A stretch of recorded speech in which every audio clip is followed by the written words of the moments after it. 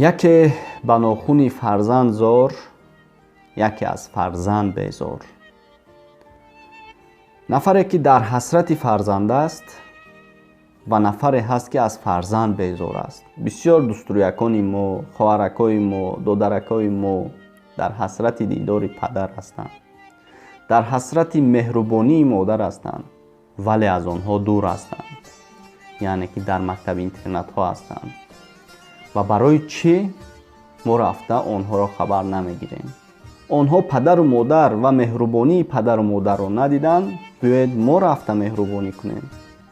یعنی این هم وظیفه هر یکی ما است. ما هم میتوانیم رفته آنها را مهربانی کرده دوستداری کنیم. یکی از ثواب‌های بزرگ انا همین است، سر یتیم را سیله کردن. هر کی خنداند یتیمی خسته را، باز یابد جنتی در بسته را.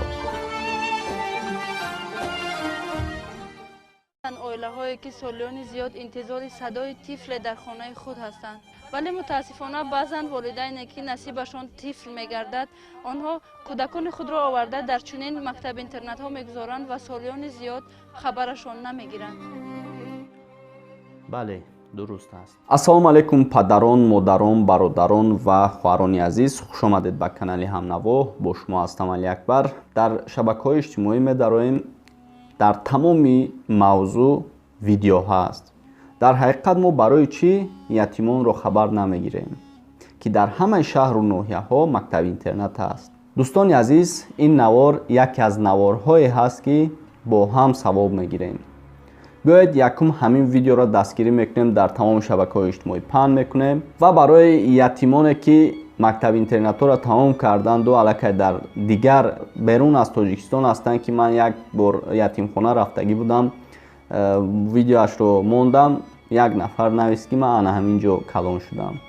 یعنی که برای انا همون نفرانی که در یتیم خانه کلان شدن و عین حال در یتیم خانه نیستند، برای انا همونها دیدن یکم در ویدیو لایک میگذارید، نزدیکانتون رو هم گپ زنید در همین ویدیو لایک مونن، چون که با اونها هم رود و اونها تماشا کنند. موضوع بسیار موضوع مفید، یعنی فایده‌ناک برای تمامی مردم تاجیک. دوستان عزیز، امروز یک موضوع رو گرفتم که در حقیقت ما احتیاج داریم به همین نوارها، چون که آنها رو ما نمیخواهیم که تنها گذاریم. یکی به ناخونی فرزند زار، یکی از فرزند بیزار.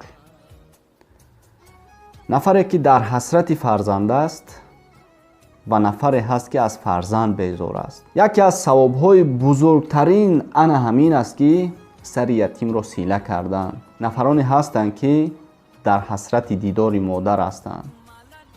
نفرانی هستند که در حسرت دیدار پدر هستند. مهربانی پدر و مادر را میخواهند.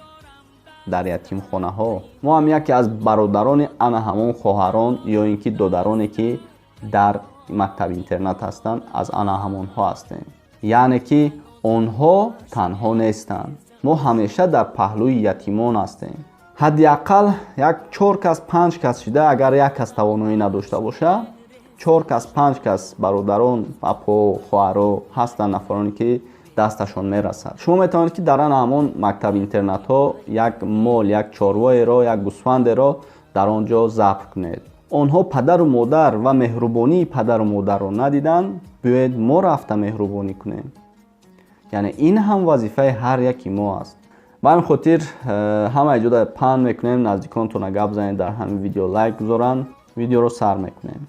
بسیار اونها هرچند که پدر دارن، مادر دارن، یکی از طرف ها زنده باشد هم از آنها کسی خبر نمیگیرد. آنها بسیار میخواهند که در محیط عائلوی تربیه یابند.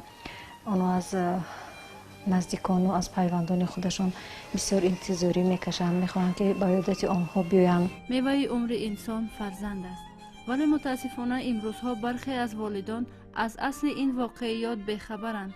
اگر میدانستند هیچگاه فرزند دوستروی و زیبای خود را با پیش آوردن بهانه زیاد پشت در یتیمخانه ها آرمانی نمی کردند. وقتی که من در ناحیه یابان زندگی میکردم، پدرم از دنیا گذاشتن.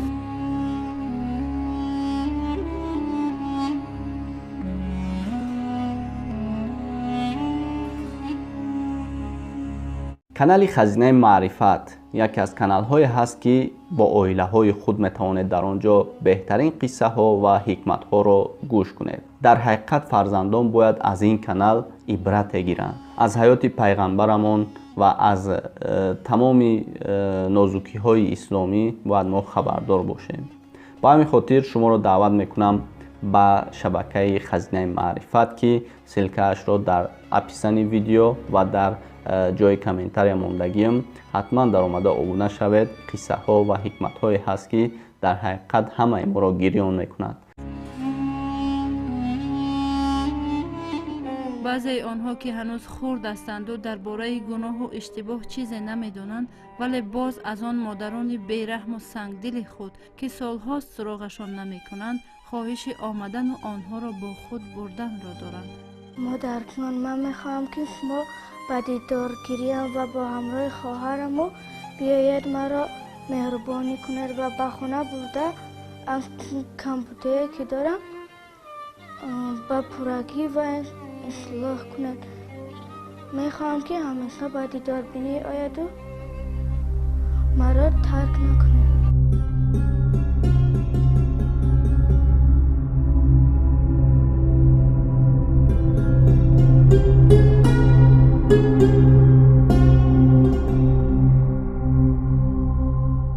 هر یک مربی تمام قوای خود را صرف می نماید تا باشندگان این مکان امید و آرمان، یتیم و تنها بودن خود را احساس نکنند. ولی با وجود این هر یک کودک این درگاه نوازش مادر خود را پزمان است. هرچند که مهر و محبت نوازش با آنها کمی نیست، تمام هر یک کارمند مکتب پرورشگاه در خدمت همین 383 نفر خوانندگان می باشند. عین زمان در اینجا 106 نفر کارگر کار و فعالیت میکند و هر یک تا آن با نوازش، با مهربانی، با کودکانی مکتب ما معامله میکنند، مناسبت میکنند. اما آنها بسیار انتظار میشوند که از محیط عائلوی خودشان دانند که پدر و مادرشان و که پدر در علیحدگی، مادر در علیحدگی که در حیات باشد، از روزگار و زندگی آنها خبردار شدن میخواهند. متاسفانه هستند پدران، مادرانی که بعد از به مکتب پرورشگاه آوردن کودکانشان الکی از محیط تاجیکستان حتی برآمده رفتند. این دلی پورا پورا گو میزند دوباره نزدی منی بیچاره. مادر من آمدم گل فروشان ندلازیم نیست، دسترخوان ندلازیم نیست، دوتا نان ندلازیم نیست. مادر من آمدم گل نزدی همسایه هایم آمدند آبرویم علم علم میگویم. مادر من آمدم گل پشت در نمایان شو، تق تق کنان پنهان شو، پس من بینم خندان شو. مادر من آمدم گل صورتت را دوست کردم، به دیوار درست کردم، برایت قند روز کردم. مادر من آمدم گل، مادر من آمدم گل دو سه روزم مهمانم، ای نور دیدگانم بیا تو را پزمانم. مادر من آمدم گل، مادر من آمدم گل. یک شب آن رنج که مادر کشید با دو جهانش نتوان برکشید. ایا مادر بیرفتی در جوانی، برایم سرد گشته زندگانی. کجا شد خنده و مهر و صدایت، کجا شد آن نگاه پرصفایت. ایا مادر بیرفتی از بری من، به آبی دیده تر گشت بستری من. خدایا تو بگردان مادرم را، شود از نو خورشید بر سری من. ایا مادر جهانم به تو خار است، مرا با تو سرور و هم بهار است. بیا مادر، بیا مادر که پزمانی تو گشتم، بیا که دخترت چشم انتظارت.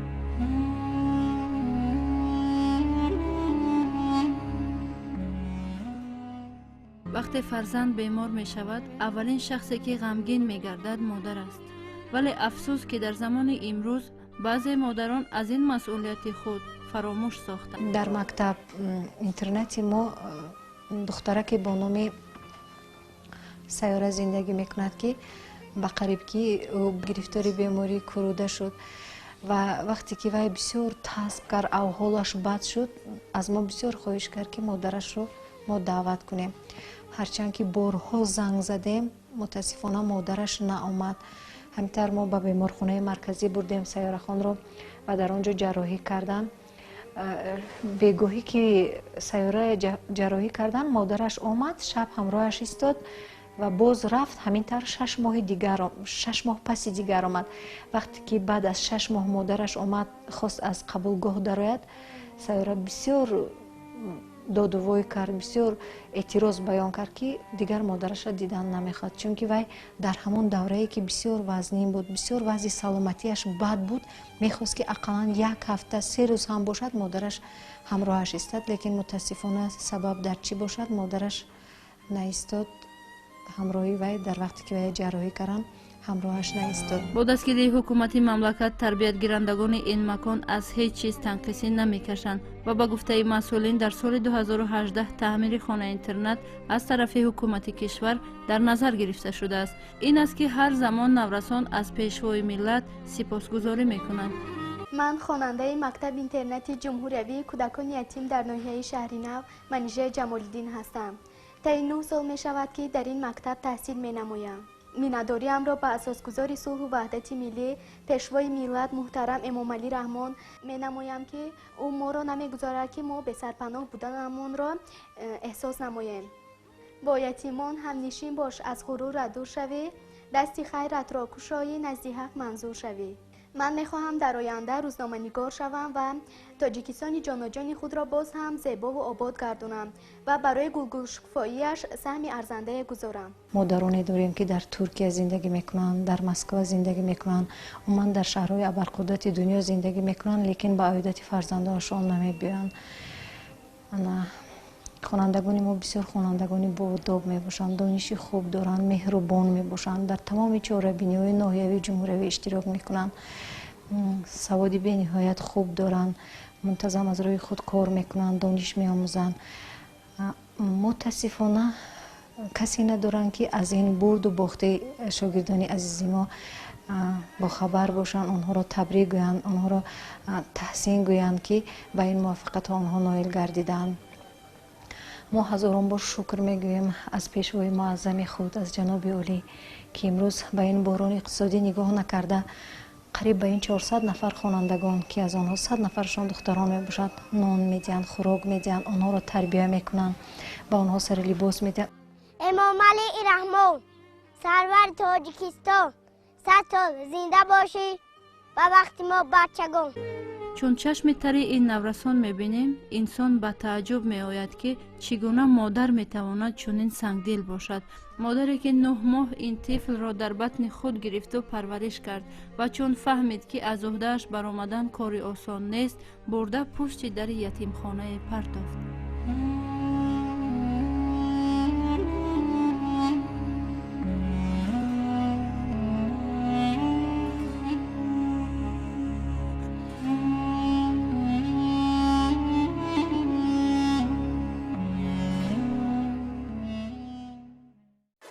канали мо дар сомонаи YouTube ҳамнаво обуна шав ва аз видеоҳои нав бохабар бош.